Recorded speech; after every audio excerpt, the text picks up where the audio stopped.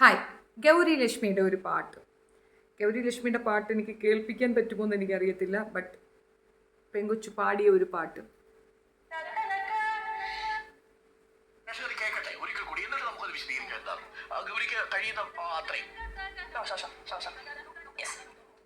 എന്റെ പേര് പെണ്ണ്, എനിക്ക് വയസ്സ് 8. സൂചി കുത്താനിടമില്ലാത്ത ബസ്സിനുള്ളിൽ അന്നെന്റെ പൊക്കൽ തപ്പി വന്നവന്റെ പ്രായം 40.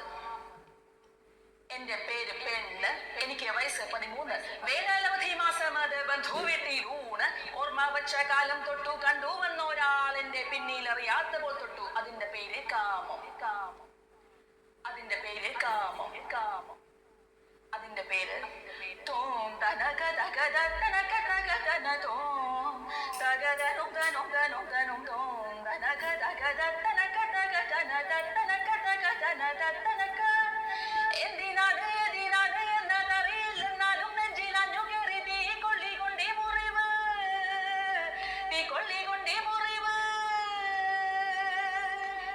നാളിതെത്ര പോയാലും മങ്ങിടാത്ത മുറിവ്. സൂപ്പർ. പെൺകുട്ടി ഒരുപാട് കാര്യം പറയുന്നുണ്ട്. ചെറിയ പ്രായത്തിൽ ആ കുട്ടിക്ക് ഏർപ്പെട്ട ഒരു ബുദ്ധിമുട്ട്, അതിനെപ്പറ്റിയാണ് പുള്ളിക്കാരത്തി പറയുന്നത്. ഇത് ഓൾമോസ്റ്റ് എല്ലാ പെൺകുട്ടികൾക്കുമുണ്ട്. പക്ഷേ ഇപ്പോഴും വിഷയം എന്ന് പറഞ്ഞാൽ ഗൗരി ലക്ഷ്മി നേരിടുന്ന സൈബർ ബുള്ളിങ്.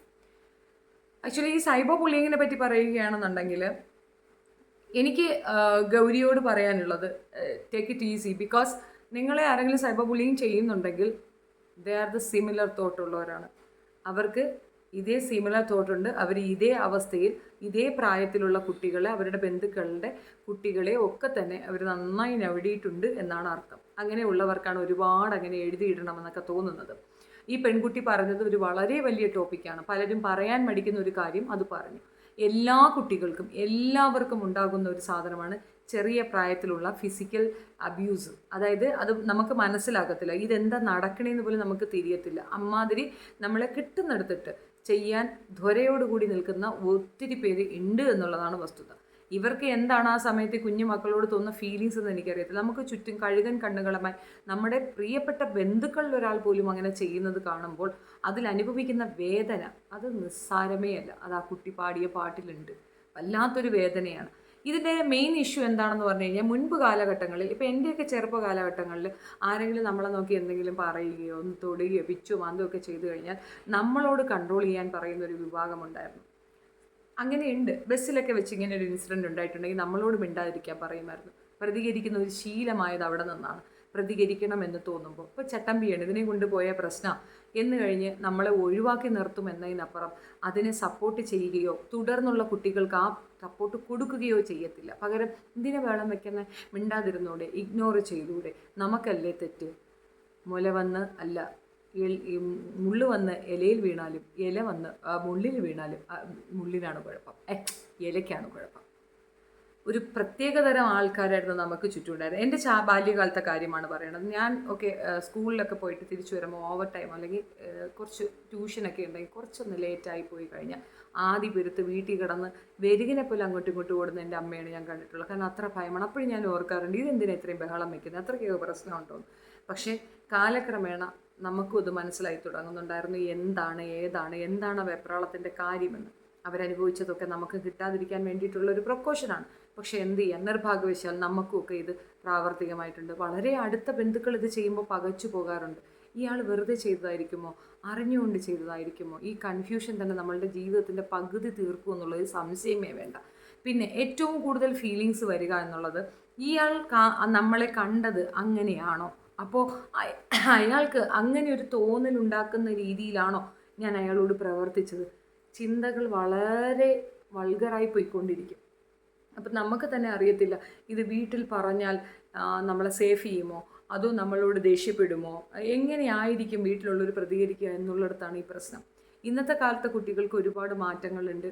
നമ്മൾ അനുഭവിച്ച വിഷമം നമ്മുടെ കുഞ്ഞുങ്ങൾ ഇരിക്കരുത് എന്നുള്ളത് കൊണ്ട് നമ്മൾ മക്കളോട് കൂടുതൽ സംസാരിക്കുന്നു, സൗഹൃദത്തോടു കൂടി ഇടപഴകുന്നു, അങ്ങനെയുണ്ട്. പക്ഷെ ഒരു കാര്യം പറയട്ടെ, ഈ കുഞ്ഞുങ്ങൾ അനുഭവിക്കുന്നതിനേക്കാൾ വേദന ഇഷ്ടമുള്ള ഒരു അമ്മയ്ക്ക് അനുഭവിക്കാൻ പറ്റും. ഇപ്പം ഞാൻ ഒരുപാട് രീതിയിൽ ഒരുപാട് കുട്ടികൾ എൻ്റെ കൂട്ടത്തിൽ, എൻ്റെ മകൻ്റെ സുഹൃത്തുക്കളായ കുഞ്ഞുങ്ങൾക്ക് പോലും ഇങ്ങനത്തെ ഇൻസിഡൻറ്റ് വന്നപ്പോൾ തകർന്ന് പണ്ടാരടങ്ങിയിട്ടുണ്ടായിരുന്നു. നമ്മുടെ കുഞ്ഞുങ്ങൾക്ക് നമ്മൾ ജീവിച്ചിരിക്കുമ്പോൾ തന്നെ മറ്റൊരാൾ സെക്ഷുവലി അബ്യൂസ് ചെയ്യുക എന്ന് പറയുന്നത് നമ്മളെ കൊല്ലുന്നതിന് തുല്യമാണ്. അങ്ങനെ അനുഭവിക്കുന്ന ഒരുപാട് മാതാപിതാക്കൾ ഇവിടെ ഉണ്ട് എന്നുള്ളത് വസ്തുതയാണ്. പക്ഷേ അങ്ങനെയുള്ള ഇടങ്ങളിൽ ഇതുപോലുള്ള ആൾക്കാരുമുണ്ട്. നമ്മുടെ കുഞ്ഞുങ്ങളെ കയ്യിൽ കിട്ടിയാൽ അതിൻ്റെ പ്രായം നോക്കാതെ, അതിനിതെന്തെങ്കിലും അറിയുമെന്ന് ഓർക്കാതെ വൃത്തികേടുകൾ കാണിച്ചു കൂട്ടുന്നവരുണ്ട്. ഒരുപാട് പേരുണ്ട് അങ്ങനെ. കോളേജിൽ പഠിക്കുന്ന സമയത്ത് ഞാൻ സ്ഥിരം കണ്ടിട്ടുള്ളത്, പ്രീ ഡിഗ്രിയാണേ, +2 അല്ല, ആ സമയത്ത് ഞാൻ സ്ഥിരം കണ്ടിട്ടുള്ളത്, റെയിൽവേ സ്റ്റേഷൻ ഇറങ്ങി വരുമ്പോൾ ഒരുത്തൻ അവിടെ നിൽപ്പുണ്ടാവും തുണിയും പൊക്കി പിടിച്ചുകൊണ്ട്. എത്രയോ കുട്ടികൾ അങ്ങോട്ടും ഇങ്ങോട്ടും പോകുന്നൊരു നടവഴിയാണത്. ഒരാൾക്ക് പോലും ഒരു ആക്ഷൻ എടുക്കാൻ തോന്നിയിട്ടില്ല എന്നുള്ളതാണ് കൗതുകം. പല പെൺകുട്ടികളും മുഖം മറച്ച് ഒതുങ്ങി അങ്ങ് പോവുക എന്നുള്ളതല്ലാതെ ആക്ഷൻ എടുക്കണമെന്ന് തോന്നിയിട്ടില്ല. ഞാനും ഓർത്ത് ഇയാളെന്താ ഈ സാധനം ഇങ്ങനെ പൊക്കി പിടിച്ചു കൊണ്ട് നടക്കുന്നത്, എനിക്ക് ആക്ഷൻ ചെയ്യണമെന്ന് തോന്നി. പക്ഷേ എനിക്കൊരു ഒരുപാട് വില കൊടുക്കേണ്ടി വന്നിട്ടുണ്ടായിരുന്നു. കാരണം എനിക്ക് കോളേജിൽ നിന്ന് വാണിംഗ് കിട്ടി, അങ്ങനെ ബഹളം ഉണ്ടാക്കാൻ പറ്റില്ല എന്നായി. എനിക്ക് കോളേജ് ഹോസ്റ്റലിലേക്ക് മാറണമെന്ന് സ്ട്രിക്റ്റ് ഓർഡർ കിട്ടി. ഒരുപാട് പ്രോബ്ലംസ് അതിന് ശേഷം ഞാൻ ഫേസ് ചെയ്യേണ്ടി വന്നു. എൻ്റെ ഫ്രീഡത്തിൽ മുഴുക്ക കൈകടത്തി എൻ്റെ വീട്ടുകാരുൾപ്പെടെ. ഞാൻ കല്ലെടുത്ത് എറിഞ്ഞു കൊടുത്തു എൻ്റെ സുനായിൽ. എന്നെ കൊണ്ട് അതേ പറ്റുള്ളായിരുന്നു. ചോര വന്നു, പ്രശ്നമായി, അവൻ ചാകുന്ന കോളായി, കേസായി. ഇത്രയും ദിവസം അവൻ പൊക്കി പിടിച്ചുകൊണ്ട് നിന്നപ്പോൾ കേസെടുക്കാത്ത പോലീസ് എനിക്കെതിരെ കേസെടുക്കുമെന്നുള്ള രീതിയിൽ കാര്യങ്ങളെത്തി. അത് പ്രശ്നമാണ്, കൊരുത്തനെ കൊല്ലാൻ നോക്കി എന്ന് വരെ പറഞ്ഞു. പിന്നെ 24 മണിക്കൂറും തുണിയും പൊക്കി പിടിച്ചുകൊണ്ട് നിൽക്കുന്നവനെ കല്ലെടുത്തെറിയാതെ വേറെ എന്തോ ചെയ്യാനാണ്? എനിക്കങ്ങനെയാണ് തോന്നി, ഞാൻ അങ്ങനെയാണ് ചെയ്തിട്ടുണ്ടായിരുന്നു. എന്തായാലും പ്രശ്നമൊക്കെ സോൾവായി. അവന് ഭ്രാന്താണ് പോലും. ഭ്രാന്തനാണെങ്കിൽ ഭ്രാന്താശുപത്രി കൊണ്ടുവിടണം, അല്ലാതെ കോളേജിൽ പിള്ളേർ പോകുന്ന വഴിയിൽ കൊണ്ടുവന്ന് തുണിയില്ലാതെ നിർത്തുകയല്ല വേണ്ടത്. ഇന്നത്തെ സാഹചര്യം അങ്ങനെയല്ല എന്നുള്ളത് വസ്തുത. പക്ഷേ എൻ്റെ ചെറുപ്പകാലത്ത് ഞാൻ അനുഭവിച്ച കാര്യമാണ് പറയുന്നത്.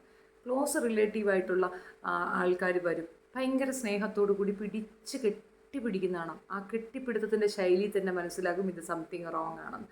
പിന്നെ കുറച്ച് തുളുതുളായിരിക്കുന്നത് കൊണ്ട് പിടിച്ച് മടിയിലിരുത്തി ഒരു പ്രത്യേകതരം സുഖം അനുഭവിക്കുന്നതും കണ്ടിട്ടുണ്ട്. ഒരു പ്രത്യേകതരം സാധനം നമ്മളുടെ ദേഹത്ത് ഉരസുന്നതും കണ്ടിട്ടുണ്ട്. ഇതൊക്കെ ഞങ്ങൾക്കും ഒക്കെ അനുഭവമായിട്ടുണ്ട്. തീർച്ചയായിട്ടും ഉണ്ടായിട്ടുണ്ട്. ചിലയിടങ്ങളിൽ പ്രതികരിക്കാറുണ്ട്. അപ്പോൾ പ്രതികരിക്കുന്നവരെ വഴക്ക് പറയുന്നൊരു സിസ്റ്റമാണ് നമുക്ക് ചുറ്റുമുണ്ടായിരുന്നത്. ഭാഗ്യവശാൽ എൻ്റെ വീട്ടുകാർ നേരെ തിരിച്ചായിരുന്നു. നമ്മൾക്ക് അങ്ങനെ ഒരു പ്രതികരണം ഉണ്ടെങ്കിൽ അടിയാണ് ആദ്യത്തെ ഉന്നം. എൻ്റെ പിതാവൊക്കെ എടുത്തോ പിടിച്ചോന്ന് അടി കൊടുക്കുമായിരുന്നു. ഒരു രക്ഷയുമില്ലാത്ത ആൾക്കാരായിരുന്നു.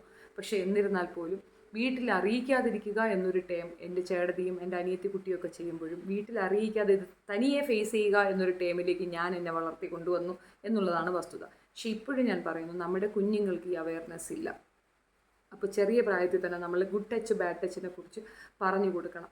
അതിനേക്കാൾ ഉപരി നമ്മൾ പറഞ്ഞു കൊടുക്കേണ്ട ഒരു കാര്യം, ഇങ്ങനെ ഒരു ഇനിഷ്യേറ്റീവ് എടുത്തൊരുത്തൻ നമ്മളെ ഉപദ്രവിച്ചാൽ അവന് തലയ്ക്ക് സുഖമില്ലാത്തതാണ്, അത് നമ്മുടെ കുറ്റമല്ല എന്ന് പറഞ്ഞു കൊടുക്കണം. ഞാൻ എൻ്റെ ചെറുപ്പകാലത്ത് ഏറ്റവും കൂടുതൽ വിഷമിച്ചതും വേദനിച്ചതുമൊക്കെ ഈ ഒരു കാര്യം ഓർത്തിട്ടാണ്. നമ്മൾ എവിടെയെങ്കിലുമൊക്കെ പോകുമ്പോൾ പലരും റോഡിൽ നിന്നുകൊണ്ട് വല്ല കമൻറ്റ് പറയും. അപ്പം നമുക്ക് തോന്നുന്നൊരു തോന്നൽ ഒരുപക്ഷെ ആ ദിവസവും അടുത്ത ദിവസവും നമ്മുടെ മൈൻഡിൽ അതിങ്ങനെ കിടന്ന് വല്ലാണ്ട് വേദനിപ്പിക്കും. ഞാനെന്താ ഒരു സെക്സ് മെറ്റീരിയലാണോ? എന്നെ കാണുമ്പോൾ പോളി ചരക്ക്, പോളി സാധനം ഇങ്ങനെയൊക്കെ പറയണ കേൾക്കുമ്പോൾ ഞാനെന്താ അങ്ങനെയാണോ എന്ന് തോന്നുന്ന ഒരു രീതി ഉണ്ടായിരുന്നു. നമ്മുടെ പെൺമക്കൾക്ക് അത് പറഞ്ഞു കൊടുക്കണം. അവന്മാരങ്ങനെ പറഞ്ഞാൽ അവന്മാരുടെ അമ്മയെ പോലും അങ്ങനെയാണ് കാണുന്നത് എന്നൊരു കംഫർട്ട് സോൺ നമ്മൾ ഉണ്ടാക്കിയെടുക്കണം. അല്ലാതെ പെൺകുട്ടികൾക്ക് ഇങ്ങനെ ഈ രീതിയിൽ വേദനിക്കുന്ന രീതിയിൽ ആ കുട്ടി ഇരുന്ന് കരഞ്ഞത് പറയുന്നതിനോട് എനിക്ക് യോജിപ്പില്ല. തീർത്തും അന്നത്തെ സാഹചര്യത്തിൽ ആ കുട്ടിയോട് പറഞ്ഞു കൊടുത്തത്, അല്ലെങ്കിൽ അതിന് അങ്ങനെ ഒരു വേദന ഉണ്ടാക്കി കൊടുത്തത് ഇത്തരം തോട്ട്സ് ആയിരിക്കാം. തന്നെ തൊട്ടവനിക്ക് ഭ്രാന്താണെന്ന് മനസ്സിലാക്കാൻ നമ്മളെ കുട്ടികൾക്ക് സാധിക്കണം. അവനിങ്ങനെ ഒരു ഭ്രാന്തുണ്ടെങ്കിൽ അത് നല്ല പൊട്ടിയിൽ മാറ്റി കൊടുക്കാൻ നമ്മളെ കൊണ്ട് സാധിക്കുമെന്ന് കുട്ടികൾക്ക് പറഞ്ഞു കൊടുക്കുക. പ്രശ്നം വരട്ടെ, ഫൈറ്റ് ചെയ്യുക എന്നുള്ളതാണ്. ഓരോ ദിവസവും അങ്ങനെ തന്നെ മുന്നേറണം. നമ്മളുടെ സമ്മതത്തോടുകൂടി, നമ്മുടെ ഇഷ്ടത്തോടു കൂടി നമ്മളോട് ഒരാൾ അങ്ങനെ പെരുമാറുന്നതും നമ്മളുടെ ഇഷ്ടമില്ലാതെ അവൻ്റെ സുഖത്തിന് വേണ്ടി നമ്മളെ കടന്നു പിടിക്കുന്നതും തമ്മിൽ ഒരുപാട് വ്യത്യാസമുണ്ട്. നമ്മളൊരു മെറ്റീരിയൽ അല്ല എന്ന് നമുക്ക് തന്നെ ആദ്യം ബോധ്യപ്പെടണം. നമ്മുടെ കുഞ്ഞുങ്ങളോട് അത് പറഞ്ഞു കൊടുക്കണം എന്നാണ് എനിക്ക് ഈ വിഷയത്തിൽ പറയാനുള്ളത്. ആ പെൺകുട്ടി അവളുടെ വേദന പറഞ്ഞത് തെറ്റെന്നല്ല, തീർച്ചയായിട്ടും ശരിയാണ്. അതേ വേദനയിൽ കൂടെ വന്ന ഒരുപാട് പേർക്ക് നല്ലൊരു സബ്ജക്റ്റ് ഇതായതുകൊണ്ട് മാത്രമേ ഈ വിഷയം ഞാൻ എടുക്കുന്നതെന്ന് ഇപ്പോഴും ഞാൻ പറയുന്നു. ഇപ്പോഴും നടക്കുന്നുണ്ട്. ഒരുപാട് പേർക്ക് ഇങ്ങനെ അനുഭവങ്ങളുണ്ട്. അവിടെ നിന്ന് നമ്മുടെ കുഞ്ഞുങ്ങളെ കൈപിടിച്ച് കൊണ്ടുവരാനുള്ള ഏറ്റവും നല്ല സംഗതി എന്താണെന്നാൽ അവന്മാർ ചെയ്തത് അവന്മാരുടെ ഭ്രാന്താണെന്നും ആ ഭ്രാന്തിന് നല്ല പൊട്ടിയിലാണ് വേണ്ടതെന്നും നമ്മൾ കുഞ്ഞുങ്ങളോട് പറഞ്ഞ് മനസ്സിലാക്കി കൊടുക്കുക. നിയമങ്ങൾ പോലും സപ്പോർട്ടാണ്. നമ്മൾക്കൊരാളെ കൊല്ലാം എപ്പോഴെന്നറിയാം, നമ്മുടെ പെർമിഷനില്ല നമ്മുടെ റേപ്പ് ചെയ്യുകയാണെങ്കിൽ, അത് പൂർണ്ണ ബോധ്യമാണെങ്കിൽ നമ്മുടെ ആത്മരക്ഷാർത്ഥം നമുക്കൊരാളെ കൊല്ലാം. അങ്ങനെ ഒരു നിയമമുള്ള രാജ്യമാണ് ഇന്ത്യ എന്നുള്ളത് മറന്നു പോകണ്ട. അപ്പോൾ ഇവിടെയുള്ള കുട്ടികൾ ഈ ഒരു വിഷയത്തിൽ തീവ്രമായിരുന്നു വിഷമിക്കുകയും ആ വിഷമത്തിലൊരു പാട്ടുണ്ടാക്കുകയും ആ പാട്ട് വളരെ വേദനയോടുകൂടി പാടുകയും ചെയ്യുമ്പോൾ അതിനെ കണ്ടുകൊണ്ട് വന്നിട്ട് കമൻ്റ് ഇടുന്ന കമൻറ്റോളികൾക്ക് കണ്ടെത്തി നല്ല പണിഷ്മെൻറ്റ് കൊടുക്കാൻ ഇവിടെയുള്ള നല്ലവരായ മലയാളികൾ തയ്യാറാവുകയാണ് വേണ്ടത്. ആ കുട്ടിയെ ഇത്രയും തീവ്രമായ സൈബർ ആക്രമണത്തിന് ഇട്ടുകൊടുക്കുമ്പോൾ നാളെ നമുക്കും ഇത് തന്നെ സംഭവിക്കാമെന്നുള്ളത് തിരിച്ചറിവാണ്. സൈബർ ആക്രമണങ്ങൾ കൊണ്ട് തോറ്റുപോകാതിരിക്കാൻ ഗൗരി ശ്രദ്ധിക്കുക എന്നുള്ളതാണ് എനിക്ക് പറയാനുള്ളത്. ആക്രമിക്കുന്നവർക്ക് ബോധമില്ല, പറയുന്നവർക്ക് തീരെ ബോധമില്ല എന്നുള്ളതാണ് മനസ്സിലാക്കേണ്ടത്. താങ്കളുടെ ശരി അതിൽ ഉറച്ചു നിൽക്കുക. ഇക്കാര്യം പബ്ലിക്കിലേക്ക് കൊണ്ടുവന്നത് നല്ലതാണ്.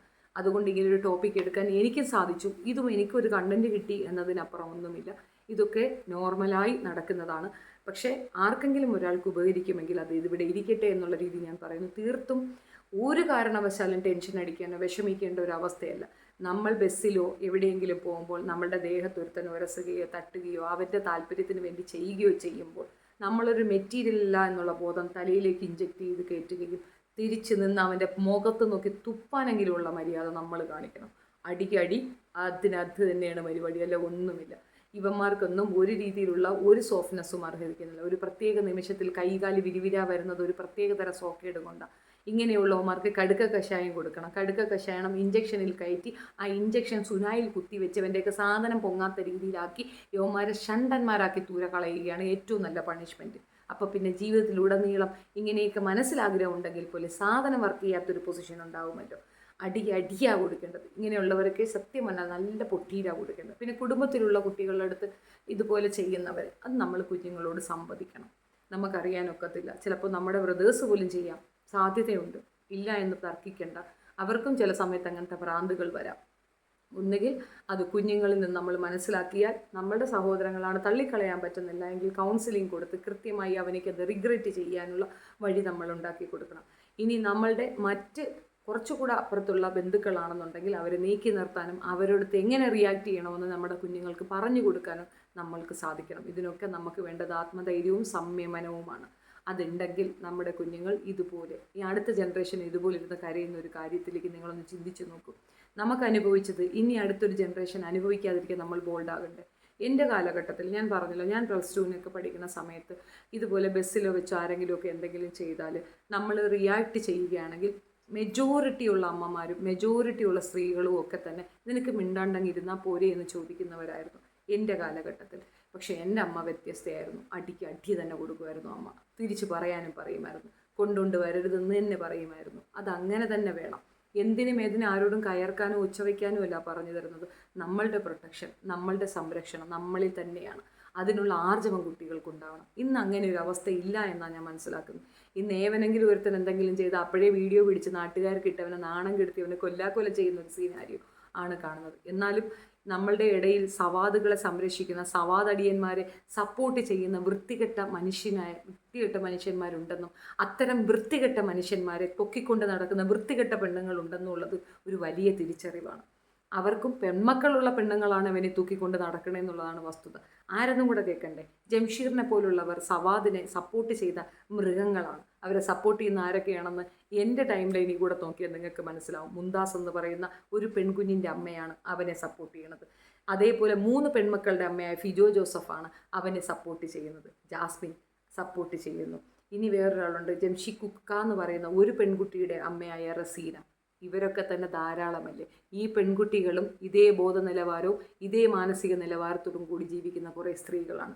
അവരുടെയൊക്കെ കുഞ്ഞുങ്ങളുടെ ആവശ്യം അല്ലെങ്കിൽ അവസ്ഥ ഒന്ന് ആലോചിച്ച് നോക്കൂ. അപ്പോൾ അങ്ങനെയുള്ള പെൺകുട്ടികൾ പോലും നമുക്ക് ചുറ്റുമുള്ളെടുത്ത് ഇതിനൊന്നും ഒരു കാലത്തും ഒരു സന്താനവും ഉണ്ടാകത്തില്ല.